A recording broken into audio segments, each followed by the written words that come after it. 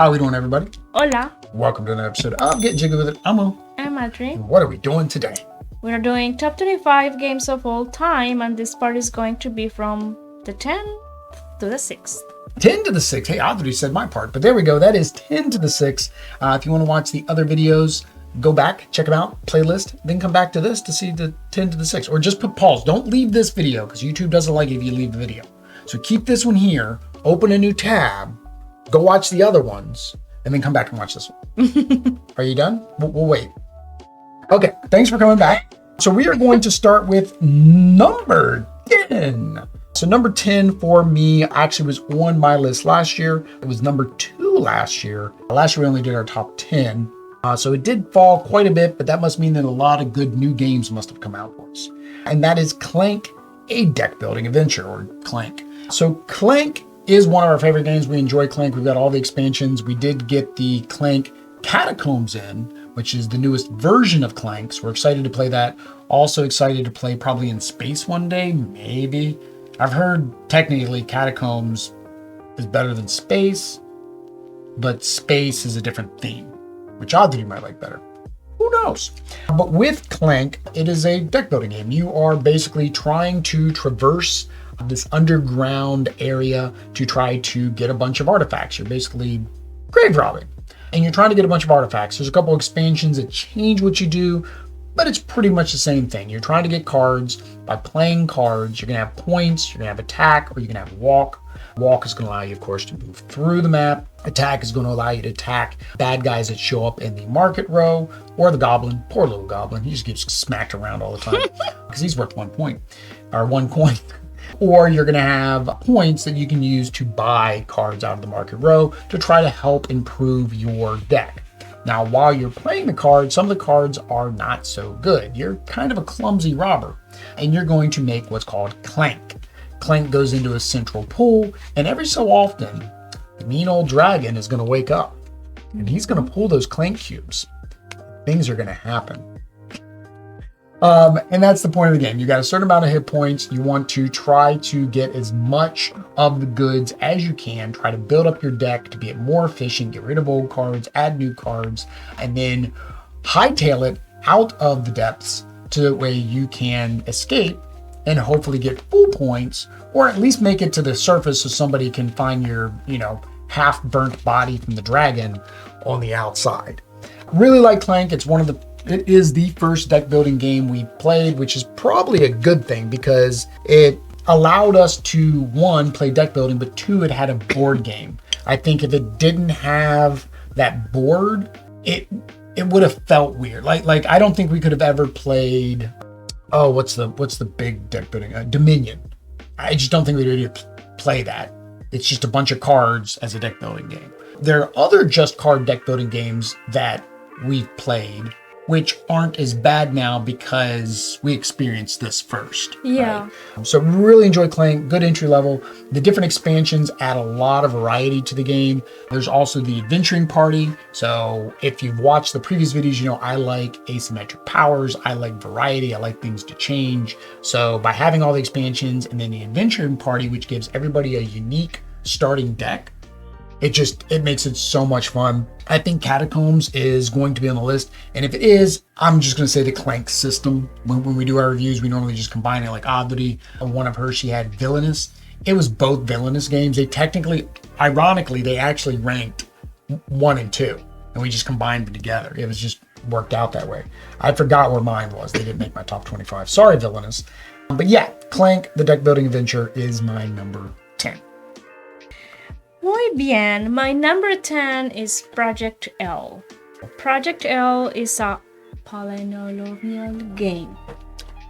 Tetrayarminal game with colorful pieces of different shapes that will help you complete one objective.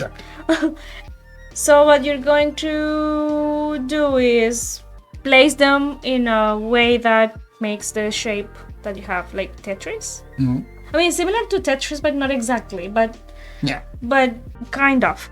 And then with the pieces that you can upgrade, and you will be getting more pieces with different shapes, like more weird weirder shapes. Yeah.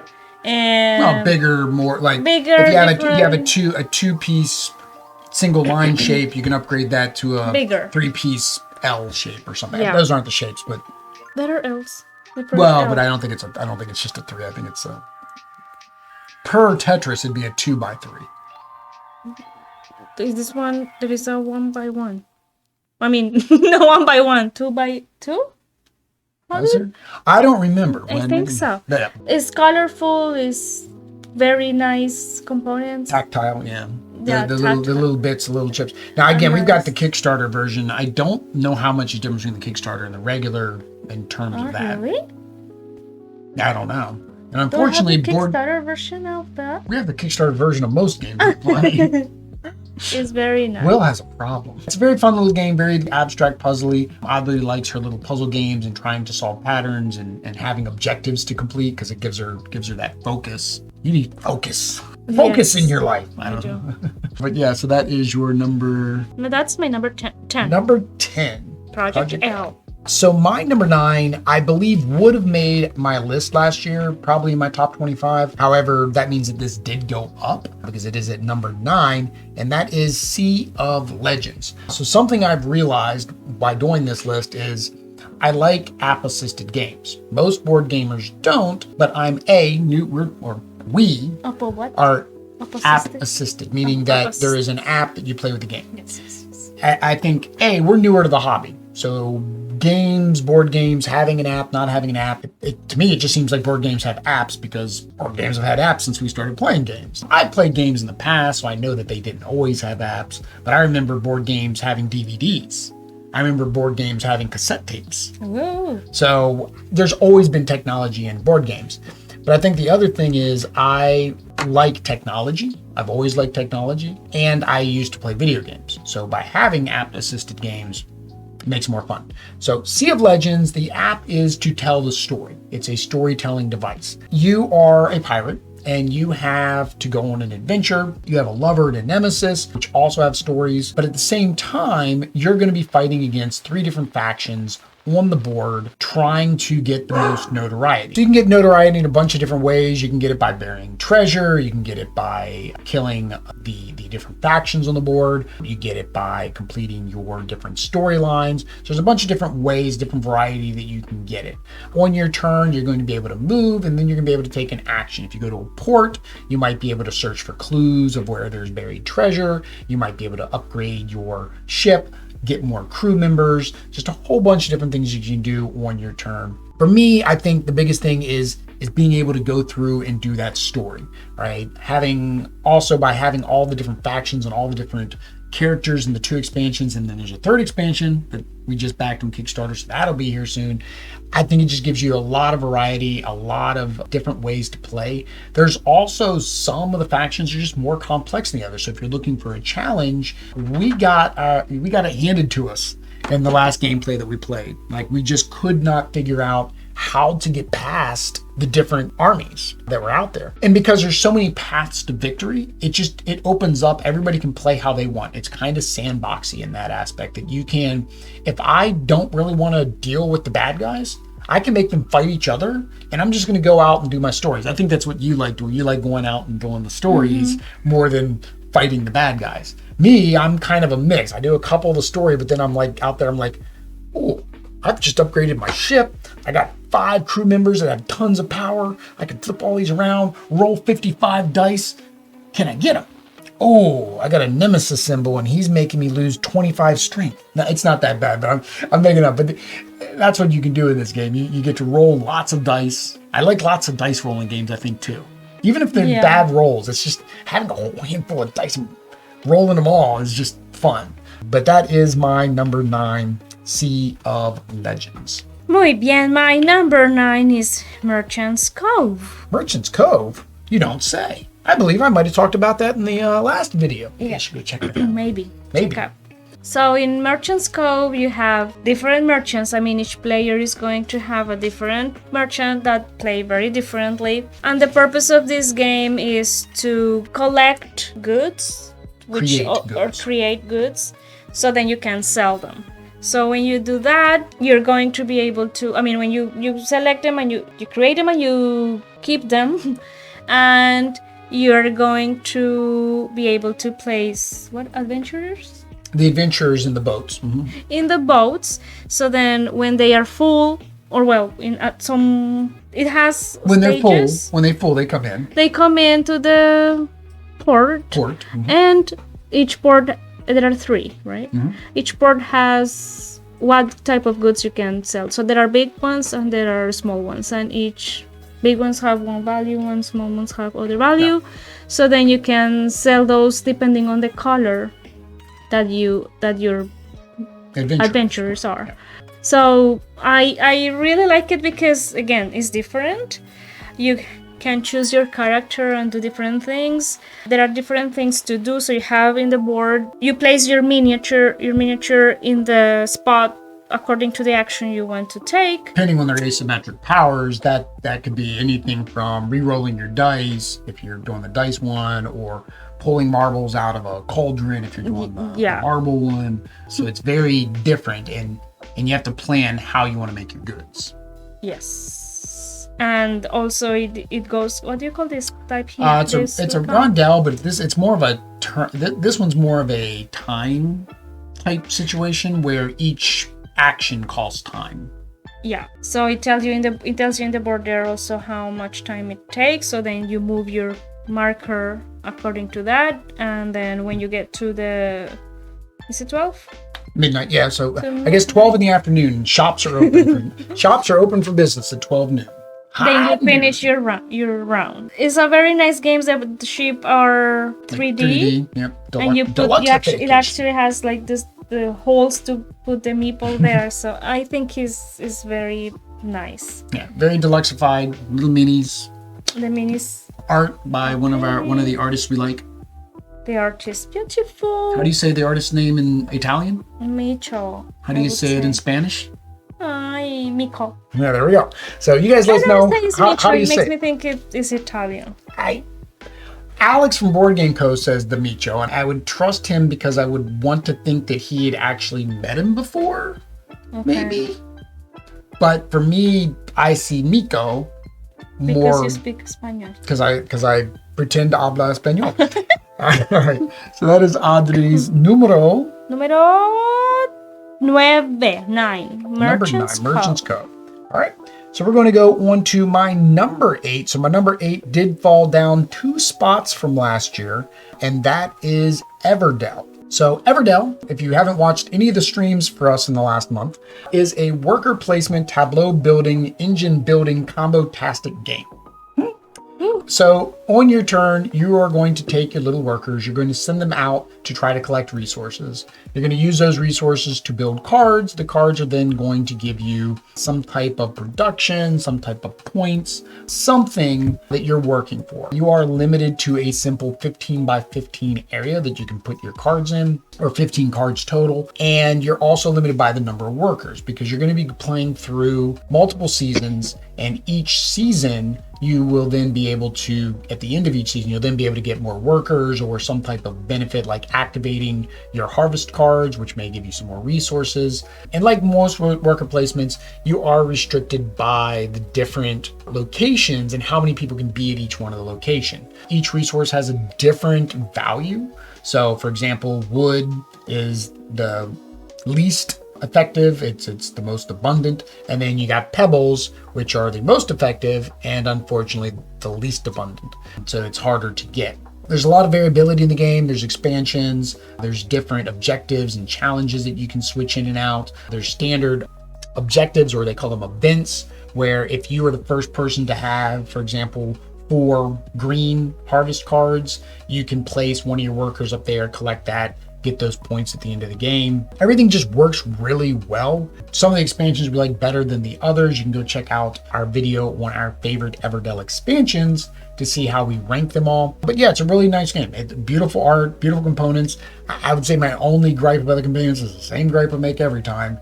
It's too big. It does. It takes up a lot of room on our Jasper, and a Jasper is not a small table. I don't know how we would ever play with more. I could see us playing with 4. I could not ever see us playing with more than 4, I don't think.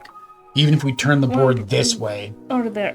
maybe. Yeah, I don't know. But yeah, so Everdell, great game, fun game. One of the honestly, it's I think one of the first worker placements we ever played because of the theme, and we had no problem playing it. It was fun. We enjoyed it. We've introduced it to my sister. She enjoyed it. We are getting my little Everdell to see how that plays because we feel like it might be a good entry-level game to teach somebody worker placement mechanics who may not be familiar with hobby gaming. So that is my number 8, Everdell. My number 8 is Cat Lady. Cat Lady. Are you a Maybe cat lady? because I am. Because Adri is un cat Well, lady. I only have one cat. She I has need more. Un gato. Well, it says cat lady. It didn't say cats lady. Okay, I'm a cat lady. So in this game, you have little cards, and you have cats of different color. In the cards, you have cats of different colors, and you have to give them according to what they need, or feed them according to what they want. You can also put them costumes, and yeah, There's costumes. there's a couple expansions. I think one has like toys and stuff. Or toys and then there's the as well. kittens expansion. And so you want to collect in a way that to make combos. So to make that, for example, I don't remember exactly, but the calico cat wants milk and fish. So you want to make sure that you have enough milk for those cats. You can also get stray cats. And the idea is that at the end, you have no cats that are not fed, and you make them really happy to make the points.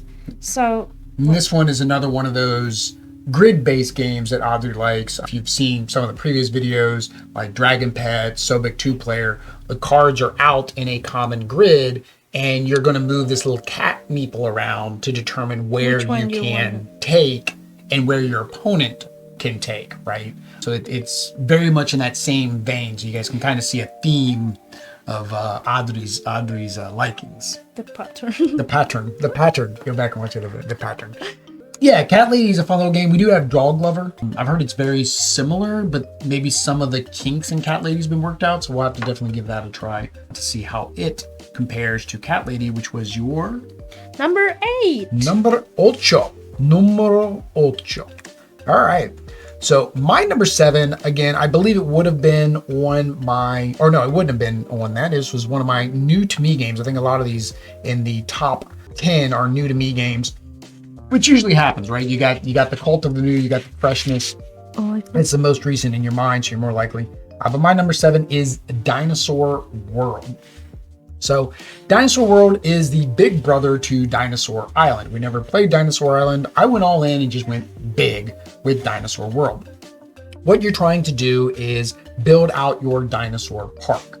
So on your turn, you're going to be able to get tiles. These tiles are going to go into your park, and you're going to try to set up an optimized path for your visitors because you want the excitement. You want your visitors to be happy. So you want to make sure that you can set up a path that not only optimizes what you're getting back, but also increases the excitement level, because each time you send your Jeep through a particular exhibit, that excitement level starts to go down. You're also going to be earning resources and things. That way you can actually get dino DNA to make your dinosaurs, right? So because you want to have a bunch of different dinos, because there may be some type of point comboing by having certain dinosaurs together or apart from each other, or by having more dinosaurs, you're going to get more points for getting the people to visit and so forth. It's a very big game. It does take up a lot of room because you're building out a huge dinosaur. What is with me and the big games in this grouping? But it does take up quite a bit of room. It's just fun. It is a worker placement game. It is a resource management game. It is a tile placement tableau building game. And it's dinosaurs like Jurassic Park, because technically that's what they're building, is Jurassic Park. You're building Jurassic World. They just probably, I wouldn't have been surprised if when they built Dinosaur Island, they actually took it to Universal, I think, and said, hey, we've got a game. And they probably were like, Universal was probably like, because Pandasaurus was new at the time, Universal was probably like, well, you're new, we don't want to work with you. Or they were like, we want 75% of whatever you sell, or we want you to pay us $2.5 million for the rights to use our IP. Who knows? But yeah, it was a fun little game. We've only played it once. We've got all the expansions. We definitely want to play it again on the channel. Let us know down below if there's a particular expansion in Dinosaur World you would like to see us play. Happy to play it again. But that was my number 7, Dinosaur World. My number 7 is Land versus Sea. I see another theme happening here. In Land versus Sea, you have tiles that are hexagons. They're Hexagons. hexagons. Yeah, hexagons are the bestagons. Some guns. No, And they have. yeah, that's a Pokemon. They have sand or land and sea. Yeah. So, every player is going to grab. Did we start with something? Yeah, you start with a couple tiles. One player is land, one player is sea. Is land, the other one is sea. Also, it's just 2 players. Yeah. Well, no, you I can play played with 3 4, and but we 4, played in but teams. it's weird. Yeah, With my 3, cousins. somebody becomes a navigator. 4, Oh, I no, guess we it's played teams. just normal, just like. Oh, yeah, the rules change at 3 and 4. And you want to place the tiles next to each other in a way that you can make the biggest body of water, or a bigger section of water than the land section of your opponent. So that is what is going to make you points, depending on how many tiles are connected by the Make up the body of water. body of water.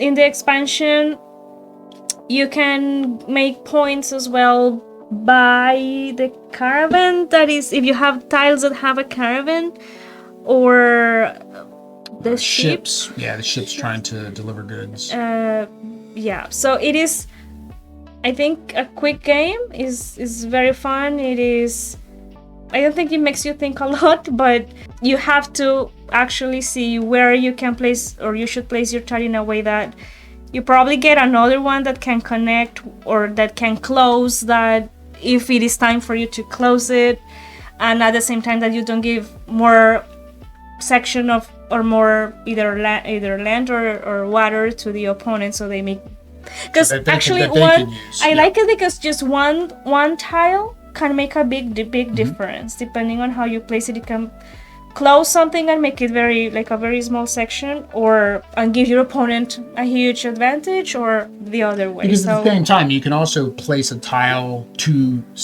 finish your opponent's section. To keep it small. Yeah. And I think this is your highest rated game of this type, right? Because the other games like this, this is the highest game of this type. The other games that are similar to this would be Carcassonne, Explorers of the North Sea. And last year it was my number 3. This time is my number 7. So it did fall down. She had a couple other games that she liked better. And again, it could be I would say for you it's a recency bias, but no, everything in your top 7 except for one game is from your list last year. So Audrey's list stayed very consistent. Mine went all over the place. That just shows what game she likes. All right, that was your number 7, Land versus Sea. Land versus Sea. All right, so my last game for this video, which is numero 6, is Destinies. So Destinies is an app-driven game. It is a very app-driven game. Like I said, I do like app-driven games. Rewind the video and you'll see what I said about Sea of Legends. In this game, you are trying to figure out your destiny. So each player, you can play up to 3 players, and each one's going to have their own little story of what they're trying to accomplish. The first one we did, spoilers, if you guys haven't watched the video yet, we were trying to figure out where the werewolf was. So we're going around, we're asking the townspeople, we're finding clues. It does have a QR reader you put up, and it reads and says, oh, I know nothing about this. Oh yeah, I know something about this. And it's going to send you out on little missions to be able to do it. Most of the game is done in the app. The components that are on the table are more of a placement tracker to know where you are. It comes with these tiny little minis. They were the minis from Joan of Arc, which I've not played. I've seen similar minis. Very tiny, very small, go on the board. It's got little tiles that you put out. This game technically could be an app game, but because it's got that and it's got the way you actually do combat, it still is a board game. Then again, they can do all the combat stuff in the app too.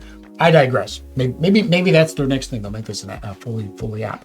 The way you do combat is you've got a player board. On your player board, you're gonna be able to get different equipment and things that might be able to power you up. Might give you an ongoing. Might be a one time. Like I want to just throw this axe at the wolf to kill it, right? And it does a guaranteed damage. The other is you'll roll your dice, and based on the number of points you get on your dice, you'll look at what type of challenge check you're doing, and say I've unlocked 3, 7, and 9 on my blue track. I forget what the blue track is, right? But then on my dice, I rolled a 6. That means I'm only gonna have 1 success. If I rolled an 8, then I'm gonna have 2 success. If I roll a 10 or higher, or 9 or higher, then I'm going to have 3 successes.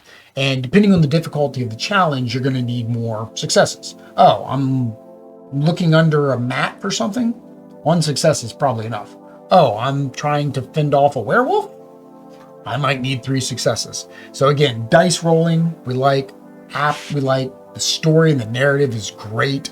So Destinies is definitely something we want to bring back to the table. We do have all the expansions, plus I did back the new Witchwood expansion, which was just on Kickstarter. So that will be coming to the channel as well. So make sure you subscribe down below. All right, and Adri, tu número 6 is Clank. Clank, oh, it's beautiful. Clank has a lot of things to do. It's a deck building game. Yep. Which, as you said, is one of the first ones or the first one, and that probably is what made me like it. So you have cards that you need to draw. You have your board with your meeples that need to go under surface and also the depths, and collect goods that make you, that give you points. So you do that through cards that you draw as well. You can draw from the market, but when you refresh that, something can happen, and that is the Clank. Because if you get a dragon, then you there are, I missed the part that there are little the little Clank cubes like I mentioned. Yeah, on the back. Oh, you mentioned this in this game? Oh yeah, this was my number 10. Sorry. And so this game, I love it because it makes me really the push your luck. You do like push your luck too. Like it makes me really, I don't think you have that many push your luck on your list, but you do like push your luck games. I guess I do. You like that. So I get really anxious when we have to draw from that back, because it might kill us. And I think it's not overly complex. There's not a lot of text on the card. Yes. I think that's one thing with a lot of deck building games. That's what I like. I don't like when there is a lot of text on the card. We don't need a Yu-Gi-Oh novel. Did I show you the Yu-Gi-Oh cards? No. Yu-Gi-Oh cards, it was like 4-point font, and think of a box for a Pokemon card. It was like this with 4-point font, and it was the whole thing for you to know what that particular Blue Eyes White Dragon did or whatever. Clank cards are just perfect. Even the size is just perfect. It's not too big. It's small. Clank is beautiful. Yeah, and it does come down to that. All of it's really push your luck. It's push your luck with how much clank and noise do you want to make versus push your luck of how long do I want to stay in the depths? Can I get out before I lose all of my hearts? A very similar game is the Hunger, which didn't make either one of our lists. We did get the new expansion, so maybe that might change that. That is one game that people are comparing this to. We also have, as I mentioned, the Clank Catacombs, which we will be playing on the channel when we get back from Colombia in 2023. So what do they need to do if they want to watch Clank Catacombs? Subscribe. Activate notifications and follow us on social media. And all that stuff. All right, guys, but until next time. Adios. Peace. That's backwards. That way. Peace.